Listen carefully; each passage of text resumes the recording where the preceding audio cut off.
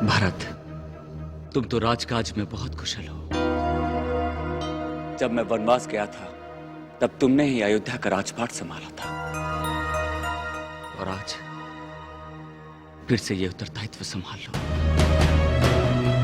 मुझे मुक्त कर दो। मैं समझ गया भाई, आपके दुख का कारण कोई और नहीं, मैं ही हूं। मुझसे ही कोई बहुत बड़ा अपराध हुआ जो आप मुझे इतना बड़ा दंड देना चाहते। मैं आपसे प्रार्थना करता हूं भैया, मुझे मृत्यु दंड दे दीजिए, पर मेरे साथ इस तरह रायपन का व्यवहार मत कीजिए भैया,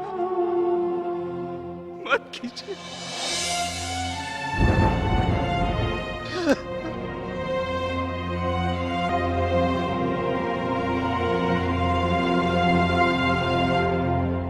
तुम तो धर्म के साक्षात सूर्य हो, फिर तुमसे अपराध कैसे हो सकता है?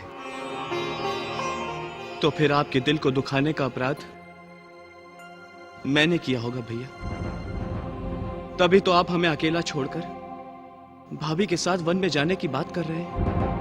नहीं नहीं लक्ष्मण, मैं ही राजपाट से थक गया हूं। नहीं भैया नहीं, जिस दिन आप थक जाएंगे उस दिन ये सूर्य और चंद्रमा भी थक कर निस्तेज हो जाएंगे।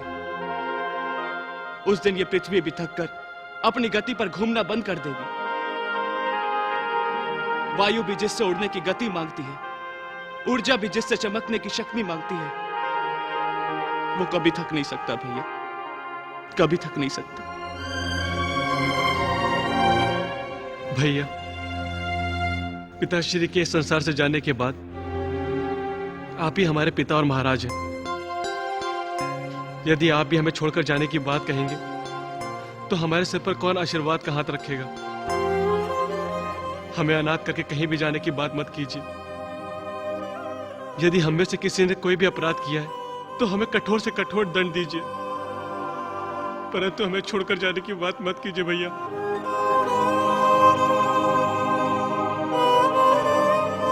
नहीं नहीं, तुम तो राम की शक्ति हो, तुम कभी पाप कर ही नहीं सकते। अपने आप को अपराधी मानने की भूल मत करो, अन्यथा ये राम सचमुच रो पड़ेगा।